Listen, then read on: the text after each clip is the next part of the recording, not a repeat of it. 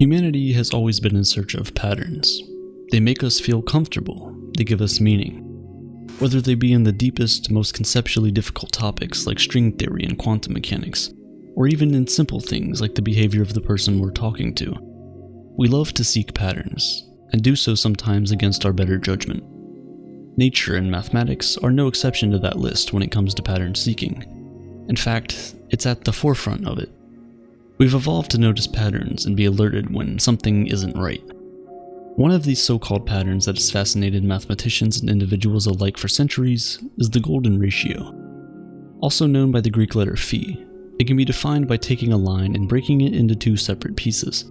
If the ratio between these two new portions is the same as the ratio between the original line and the now larger piece, the portions are said to satisfy the golden ratio. The value that satisfies this equation is roughly 1.618. It's an irrational number, meaning we can't represent it using the ratio of two whole numbers. In fact, we can't even write the number fully. It's unending. It's effectively the same as pi in that regard, and so we use the dots to represent the non-terminating nature of this number. But what makes this ratio so golden? The golden part of the name is rather modern. The more original name that was given to this ratio was the divine proportion, and right away, you can see that the term implies some sort of divinity, an extraordinary property that people must have noticed when they were dealing with this number. To further explain this fascination, we should begin by dividing the fascination into two parts: mathematics and aesthetics. The golden ratio and the Fibonacci sequence appear in nature every day, and arguably the strongest evidence of goldenness in the golden ratio is in the floral arrangement of seeds. Take this for example.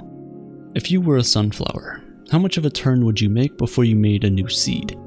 It's a weird question, but it's an important one.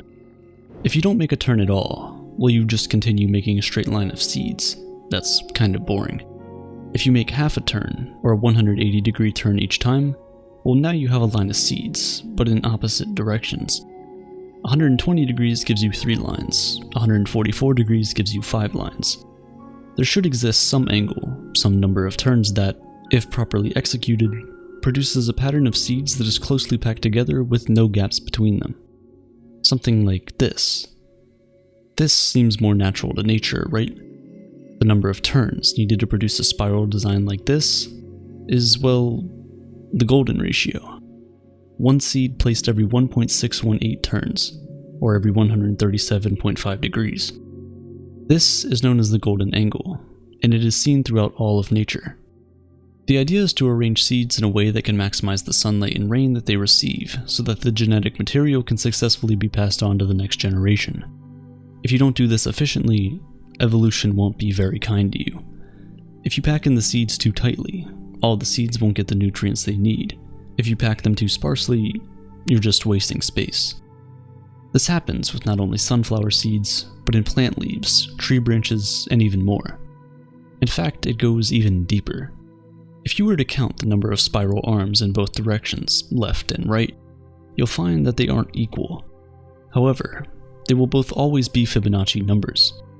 The higher and higher the numbers go, the closer and closer the ratio between them approaches phi. The beautiful spirals that result are purely a creation of nature. These spirals are consistent across different flower types, and even the number of petals seem to be related to the golden ratio. The sunflower example is particularly interesting because it actually ties the aesthetic element of the golden ratio to the mathematics behind it. There's a reason why the golden ratio is used in flowers, and any other value doesn't seem to work very well. But what does that really tell us about the underlying and possibly grand design of the universe? We're all somewhat familiar with the aesthetic elements of the divine proportion. The idea is that visually pleasing faces tend to have proportions that are somewhat close to the golden ratio. The closer you are to it, the more beautiful your face should be. This inclination of harmony extends to the rest of the body as well, with many claiming that Da Vinci's Vitruvian Man demonstrates that the human body owes its beauty to the golden ratio. The phenomenon also has its place in architecture, with claims thrown around that structures as old as the pyramids of Egypt are in some way, shape, or form inspired by the golden ratio. Except for the fact that there's hardly any evidence that the Egyptians even knew this ratio existed. All of these beliefs contributed to the idea of the golden ratio and made it what it is today. The mathematical beauty is undeniable. It's proven. However, it's generally hard to verify any of these claims regarding its aesthetic purpose in our lives. For one, it's not sufficient for a structure to just have the golden ratio somewhere. It must be meaningfully incorporated and be the result of someone's conscious or subconscious choice. But what does meaningful incorporation entail? Why would you choose the ratio of, say, this pillar with that one and not with another? Then there's questions of measurement. Oftentimes, you see pictures thrown around the internet with a famous celebrity's face with random lines drawn on them that claim to satisfy the divine proportion. Long story short, they're reaching pretty hard. Without proper definitions of the facial features they're referring to, like what a cheekbone is, where it starts and ends, and so on, there's basically no scientifically verifiable structure to what they're claiming. Even if you do find that a certain arrangement and placement of measurements do wind up representing the golden ratio very well, it's never quite exactly that. Despite these claims, however, one could still argue about the idea of facial beauty and the importance of the golden ratio in it. All that matters is our perception of something.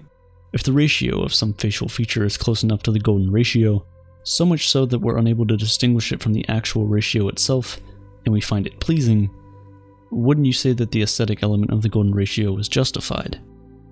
To investigate this point, experiments have been conducted relatively recently using a geometric object that has the golden ratio written all over it. It's the golden rectangle. It's any rectangle that has sides AB that satisfies the relationship I just described at the start of the video. Except this time, it's a shape and not just lines. The experiments include showing participants many different rectangles of different proportions, with one or more of them being golden rectangles. They were then asked to choose which rectangle they felt represented the ratio best.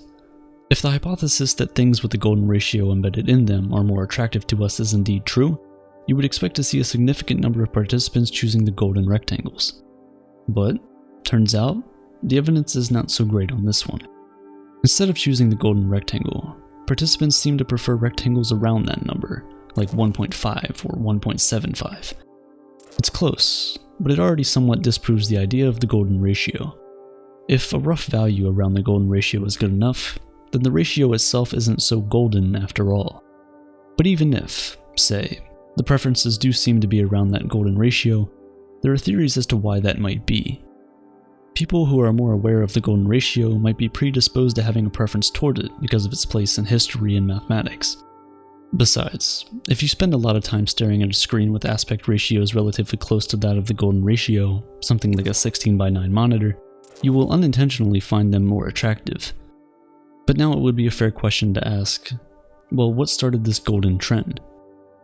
There does seem to be a sincere focus on the golden ratio in modern design language, especially with UI/UX design. While no designer in their right mind would swear by one single rule, the golden ratio has seemingly become a mainstay in graphic design. For example, a lot of websites tend to have headings that are 1.6 times the font size of the general text. Website layouts also incorporate golden rectangles. Again, once something like the golden ratio has been generally accepted as something divine, it's very hard to distinguish whether its desirability stems simply from its familiarity in our lives or from some deeper meaning. But it just so turns out that there is some deeper meaning, deeper inside us. There's a body of research that focuses instead on deeper biology and how the golden ratio plays a crucial role in it. The cardiovascular system is of keen interest in this regard. This is because it's one of those biological systems that has very small differences across ethnic groups. So, if the golden ratio were to be found in such a system, we could claim that it is indeed a more universal phenomenon, rather than existing simply due to some ethnic variation or bias. The cardiovascular system is deep within us. It runs our lives. There is no element of fabrication down there. Evidence found here would much better support the idea that there is some natural significance to the golden ratio. And in fact, there is. Your heart has many moving parts that help keep your body functioning. One of them being the left ventricle. It's what helps pump oxygen throughout your body. Now, the average ratio of left ventricle horizontal and vertical lengths of over 1,400 Swedish and Chinese subjects was found to be 1.618, awfully close to the golden ratio. Patients with left ventricle ratios that were further away from this value were deemed to have poorer functioning hearts. And as we age, our hearts tend to lose some of their power. Your blood begins to pump slower and slower throughout your body. Even the age-related cardiovascular decline was related to the golden ratio. with an early diastolic velocity decline of 1.6 centimeters per second per decade. On the other side of the spectrum, the early diastolic flow velocity of muscles in the heart of a growing fetus increases by 1.6 millimeters per second per week. It's remarkable how these and other metrics of cardiovascular health hover close to this special value. But even in these examples, there's still a bias in choice of units. For example, why is this particular metric in millimeters per second and not inches per second? Such choices could alter these quantities and take away the divinity in them. But why? If there isn't so much evidence behind the divinity of the golden ratio, why do people have this obsession over it? It's the same reason why we once believed the Earth was the center of the universe. We want to believe these things. Of course, people have moved on from those particular beliefs to more modern and sophisticated ones, like how the Earth is flat and all. But the core philosophy remains the same. We love patterns, and we love them even more if they make us seem special.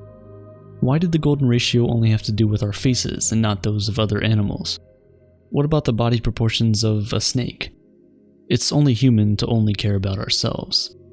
This also highlights the age-old question about whether math is invented or discovered. You see, the phenomenon of the golden ratio existed long before we had any idea of it. The flowers arranged themselves without us having a cognition of numbers or mathematics. Even when we tried forcing our hand on certain elements of the golden ratio to suit our narratives of existence, the golden ratio itself didn't change. If the golden ratio were from a different time and were named differently, we would still be talking about the same thing, only with a different name. It was what it was, and it always will be, whether we have any cognition of it or not. There are things, properties of math and science out there that exist currently, right in front of us perhaps, and we have zero idea of what they are or what they entail. We may define things along the way, just as we have given the ratio a name, but the underlying mathematical properties remain unchanged. In truth, the divine proportion owes its divinity not to some all-pervading transcendental property, but rather to the idea of beauty and perfection that we've imposed on it.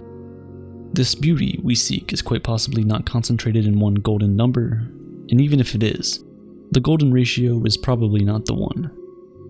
In trying to find perfection, we can nonetheless keep defining phi. But remember, it's irrational. Phi does not end, and neither does our search for beauty in the universe we live in.